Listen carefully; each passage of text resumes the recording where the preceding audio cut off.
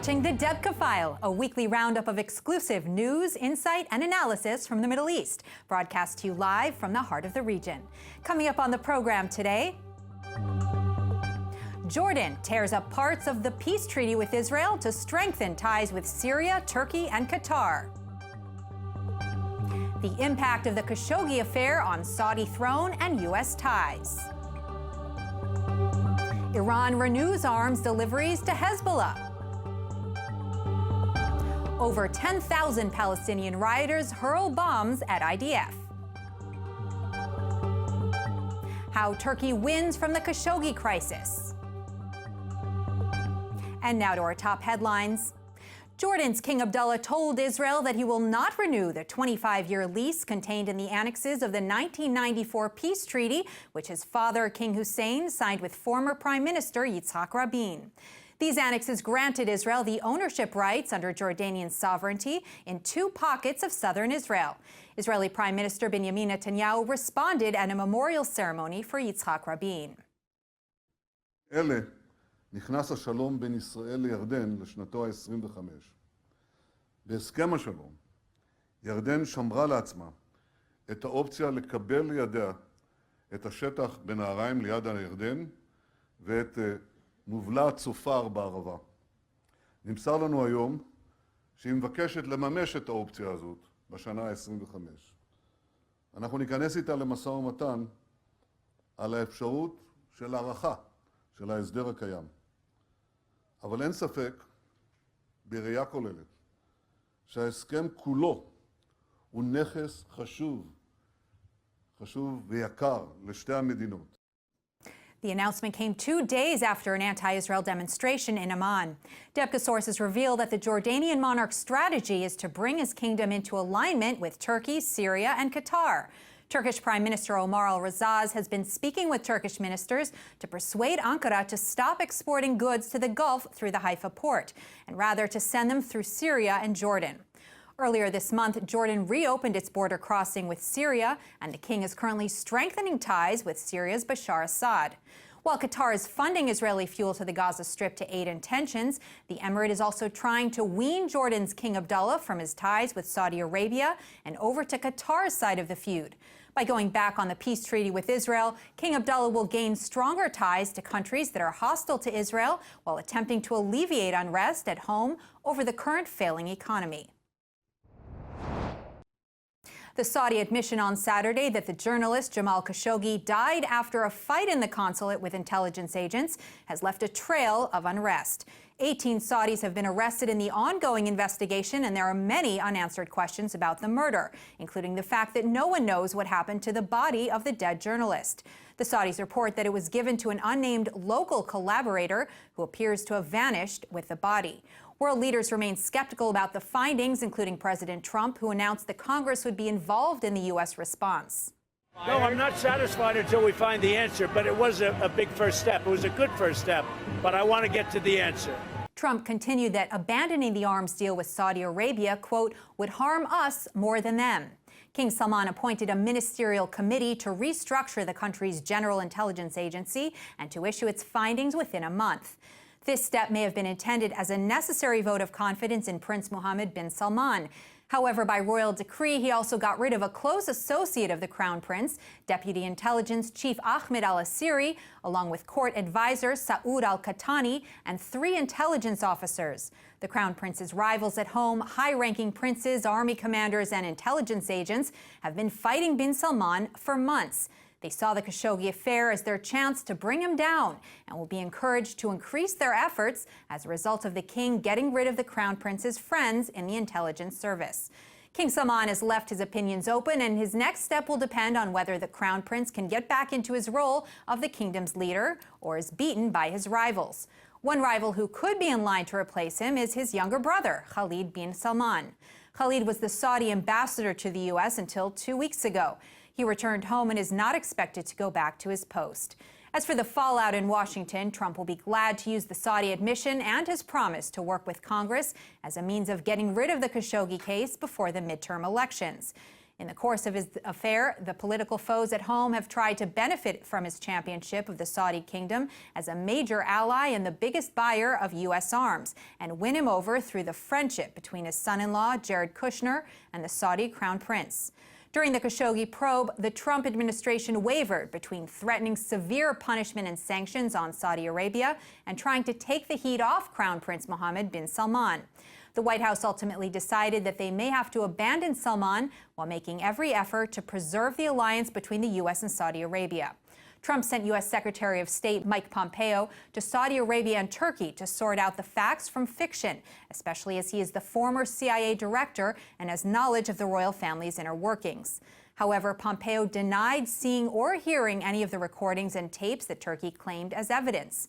Prime Minister Netanyahu, who's a close ally of Trump, could also be affected by the accusations against Saudi Arabia and its crown prince. His Middle East strategy has been tied to the Saudi kingdom and his strong rapport with Mohammed bin Salman.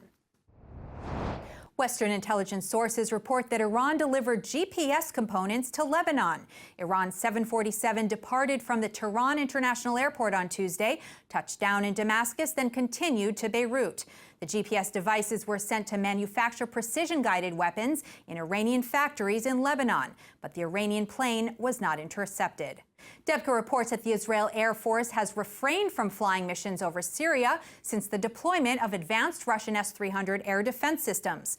On September 17th, the last Israeli airstrike was conducted against Iranian targets in Syria, which resulted in the accidental downing of the Russian Il-20 plane by Syrian missiles. Putin is holding back on setting up a meeting with Netanyahu, who has reiterated the importance of Israeli bombardments of Iranian targets in Syria to Russian Deputy Prime Minister Maxim Akimov. However, Israeli warplanes remained on the ground. Meanwhile, the Russian army deployed 3 battalion sets of S-300 air defense systems in Syria, supported by advanced electronic warfare systems. Debka File military sources state that although Israel's capabilities are advanced, Russia's operational electronic warfare capabilities are an unknown factor in the West. There is still no word from Israel about when operations over Syria will continue. An Israeli spokesman said that the Palestinian riot on the Gaza border was the quietest in 7 months. Nevertheless, he went on to say that there were cases of explosives, grenades, attempted border crossings, and various acts of terror. Israeli officials tried to play down the violence that occurred, such as when 3 gangs pushed across the border before getting hit with tear gas and live fire following the 2 rockets aimed at Israeli soil. Yet the Israeli Security Cabinet prevented the IDF from striking back in order to give Hamas yet another chance to demonstrate restraint. Instead, over 10,000 Palestinians showed up on the border fence and hurled a total of 33 explosive devices at Israeli troops. סיימתי עכשיו הערכת מצב עם ראשי צה"ל וצמרת הביטחון. ישראל רואה בחומרה רבה את ההתקפות עליה בגדר, על עוטף עזה, על באר שבע, בכל מקום. ואני אמרתי בפתח ישיבת הממשלה השבוע, שאם ההתקפות הללו לא ייפסקו, אנחנו נפסיק אותן. ואני רוצה לומר לכם היום, ישראל תפעל בעוצמה רבה.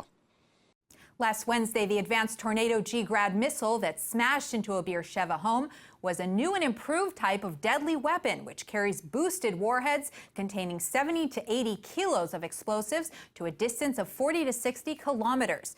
Debka File reports that the 2 missiles had sophisticated automatic positioning navigation, a capability which Hamas and Jihad have not been able to replicate without help. Debka File reports that most likely the missiles were smuggled into the Gaza Strip through Sinai and supplied by Iran and terrorist groups in eastern Libya.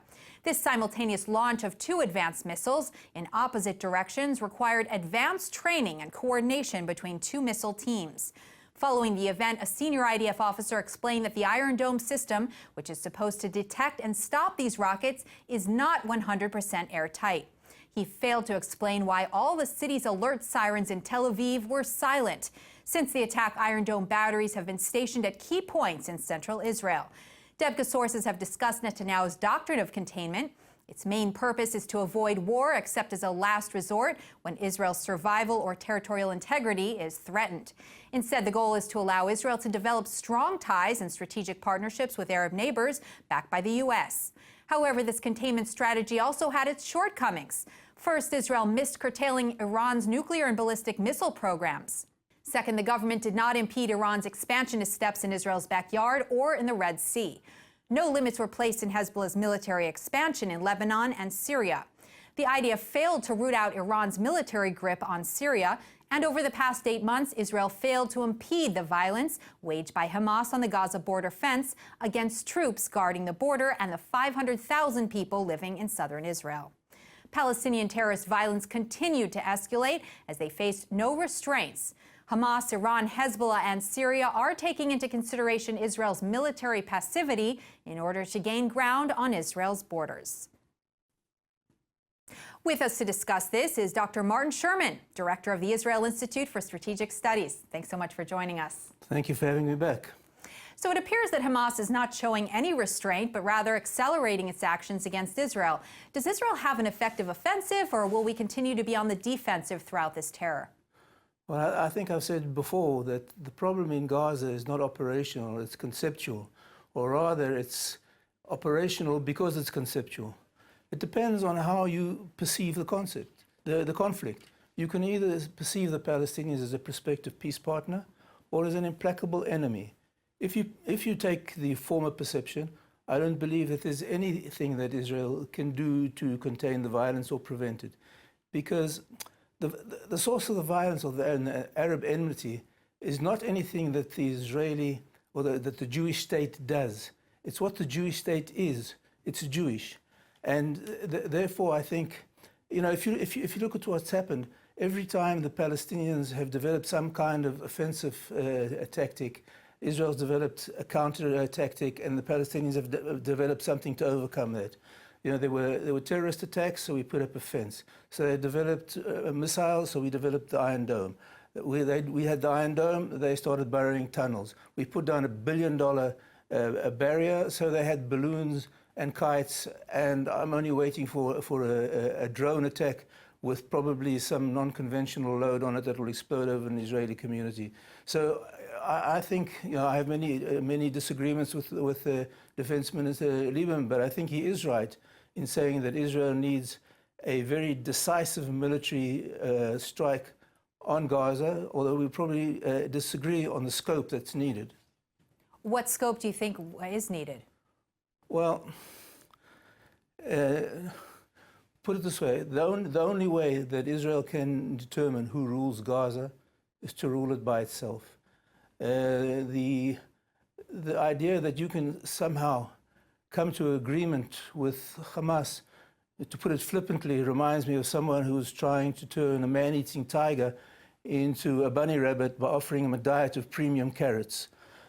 So, you know, what are you going to do to change the DNA of a judecidal terrorist organization to make it some sort of Judeo-philic entity? I think it's a futile attempt, and Israel must take over Gaza and deal with the problem of ruling over a foreign people by initiating a large-scale project of incentivized immigration, which, by the way, the Gazans seem to want themselves, because if you Google Gaza immigration fleeing, you'll find many articles which discuss the wish of the Gazans to find alternative place of residence. And recently in Haaretz, which can't be accused of being a radical right-wing publication, talked about Turkey becoming the promised land of the Palestinians, and the entire Gazan elites trying to find their way to Turkey. Let's now bring Egypt into the picture. So Hamas has rejected the Egyptian demand to stop the Gaza protests. What do you think their next step is? Well, as again, I'm not sure, but I'm skeptical that, you know, it doesn't really matter what step they take. I don't think that they can pull a rabbit out of the hat and somehow convert the Hamas into a prospective peace partner of any credibility. Do you think that the current government is preserving Hamas rule in Gaza? Well, it may be, you know, they may have adopted the stance, better the devil you know than the devil you don't. But I think that's rather short-sighted because they say they want Hamas to demilitarize. Well, really, Hamas wouldn't be the Hamas if it agreed to demilitarize. If you weaken Hamas, then how is it going to withstand more radical elements? And you must remember that Gaza is abutting Sinai. You said previously that arms were being smuggled in. And there's some rather ferocious jihadi elements in Sinai. So if Hamas is weakened, you might get something completely unintended. Do you think that opening the Gaza crossing will ease tensions, or will it make it worse? I think it's a tremendous blunder. I think the best it can do is bring about a temporary respite, which Hamas will exploit to enhance its capabilities in the future for the next encounter. Well, thank you very much for your insight today. That's Dr. Martin Sherman. Thank you very much for having me back. Turkish President Erdogan has maneuvered himself into an advantageous strategic position by using the disappearance of the Saudi journalist Jamal Khashoggi and setting free the American pastor Andrew Brunson. Turkey held him for 2 years on charges of abetting the 2016 failed coup attempt against him, spying for the Kurdistan Workers' Party, and associating with opposition leader Fethullah Gulen, who lives in exile in the U.S. Erdogan built the case against Saudi Arabia by sending out incriminating leaks. He was not dissuaded from this campaign when Pompeo visited Riyadh and Ankara. This has very undoubtedly changed the course of the world. The oppressive regimes of the Middle East will no longer easily interfere with their citizens and journalists. No more journalists will be lost quietly in Europe and Asia. Intellectuals and their families will not be taken as hostage. As Turkish Arab Media Association, we will not put down the flag we waved from the first day to stop these attacks against journalists in the world. The attacks on journalists' lives will end, and Jamal's disintegrating body will be instrumental in re-establishing free thought and journalism in our region. Başsavcılık açıklama yapmadan ayrıntılarla ilgili bir şey söyleyemem. Başsavcılık bu soruşturmayı yürütüyor. Fakat bu pazarlık türü yakıştırmalar son derece gayri ahlaki yakıştırmalardır. Yani son derece hunharca planlanmış, örtbas edilmek için çok gayret sarf edilmiş bir durumda karşı karşıya olduğumuzu görüyoruz. Şimdi bu çerçevede baktığımızda bu çok komplike bir cinayet. Burada gerçek neyse onun açığa çıkması bizim namus borcumuzdur. Ve burada gerçek açığa çıkacaktır. Bizzat Sayın Cumhurbaşkanımız olayın takipçisi olduğunu söylemiştir. Dünyada da zaten hiç kimse Türkiye'yi bu konuda suçlamıyor. Tam tersine Türkiye'nin bu konuda takdir edildiği bir tabloyla karşı karşıyayız. During his visit, Turkish officials claimed that the Saudi-Turkish team, which inspected the Saudi consulate last Monday, had encountered toxic chemicals used to clean up the scene of the Khashoggi murder. Debka sources report that the Turkish spy agency may have worked with the Foreign Agency for Assistance in orchestrating the campaign against Riyadh and the Saudi Crown Prince, while pretending to conduct an honest investigation. Turkish Minister of Foreign Affairs had this to say. Ve şimdi bunların tabii laboratuvarlarda dahil inceleme sonuçlarını bekliyorlar. Biz ortaya çıkacak sonuçları şeffaf bir şekilde tüm dünyayla paylaşacağız. Suudi Arabistan Başkonsolosluğu'na girdikten sonra kaybolmuştur ve Kaşıkçı'nın akıbeti ne olmuştur, nasıl olmuştur ve sorumlusu kimdir? Elbette bu konuda elimizde bazı şu ana kadar yapılan araştırmalar, soruşturmalar neticesinde bilgiler, deliller vardır. President Erdogan's strong position on the playing field will allow several of his goals to be reached, including stabilizing the Turkish lira with U.S. and Saudi financial assistance. Washington could lift the sanctions imposed on Ankara over the imprisonment of Pastor Brunson, while Riyadh could pay to remove the Khashoggi affair from international headlines. Turkey could win acceptance as an ally of Muslim nations, including Egypt, Saudi Arabia, and the UAE. Erdogan's status will be lifted in the Muslim world, which could pave the way for his appointment as mediator in the Saudi-UAE feud with Qatar. This will allow Erdogan to have more say in determining Syria's post-war future and greater clout in dealing with Moscow and Tehran.